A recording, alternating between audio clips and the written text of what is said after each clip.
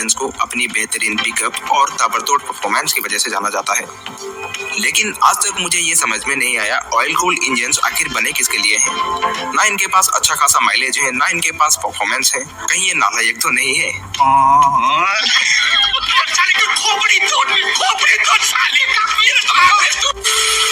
आज की इस वीडियो में हम air cooled engine, oil cooled engine और लिक्विड कूल्ड इंजन की वर्किंग को ब्रीफली समझने वाले हैं। इसके साथ इनकी एडवांटेजेस, डिसएडवांटेजेस को भी समझने वाले हैं और ये भी जानने वाले हैं इन तीनों में से कौन बेहतर होता है। हो सके तो इस वीडियो को अंत तक जरूर देखना। तो चलिए बिना देर किए इस वीडियो को शुरू करते हैं। दोस्तों, जैसा कि नाम से पता चल रहा है, एयर कूल्ड इंजन यानी कि एयर कूल्ड इंजन को हवा के द्वारा ठंडा किया जाता है। इस प्रकार के इंजन के सिलेंडर हेड और सिलेंडर ब्लॉक के चारों पास मेटल की फिन्स लगा होता है। इससे फायदा यह होता है कि सिलेंडर हेड और सिलेंडर ब्लॉक का सरफेस एरिया बढ़ जाता है।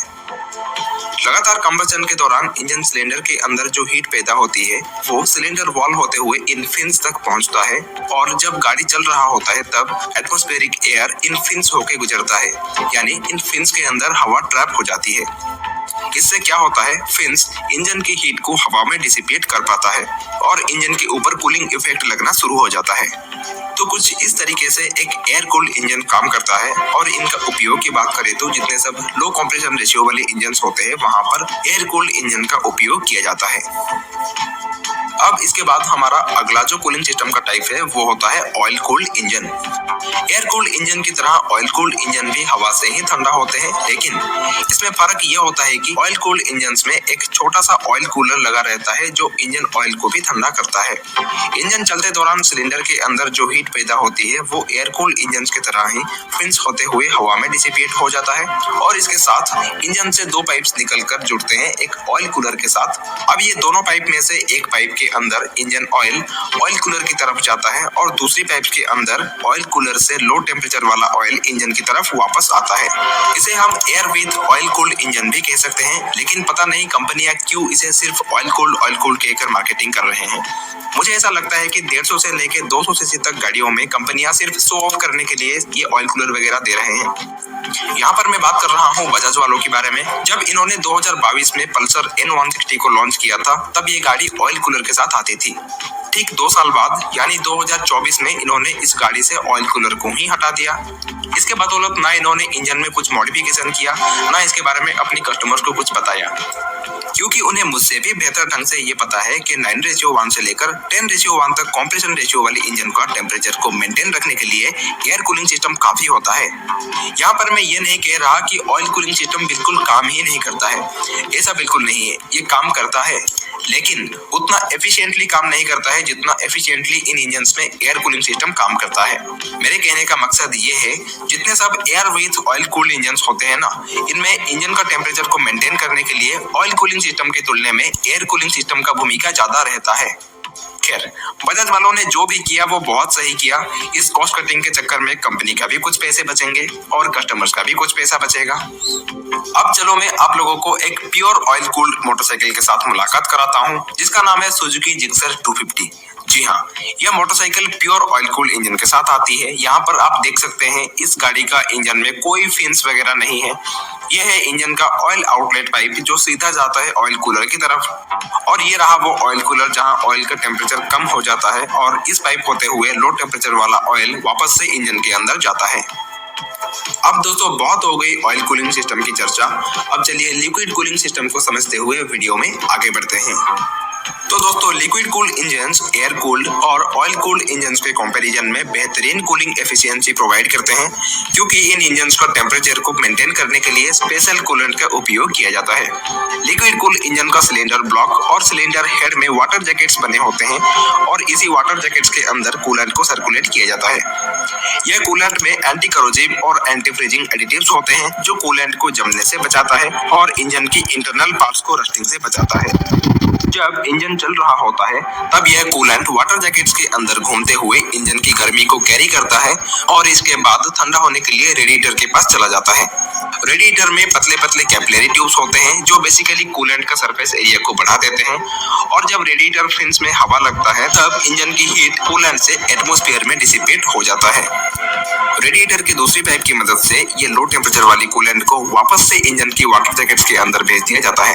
ये साइकिल तब तक चलती रहती है जब तक इंजन चलता रहता है और कुछ इस तरीके से एक वाटर कूलिंग सिस्टम काम करता है।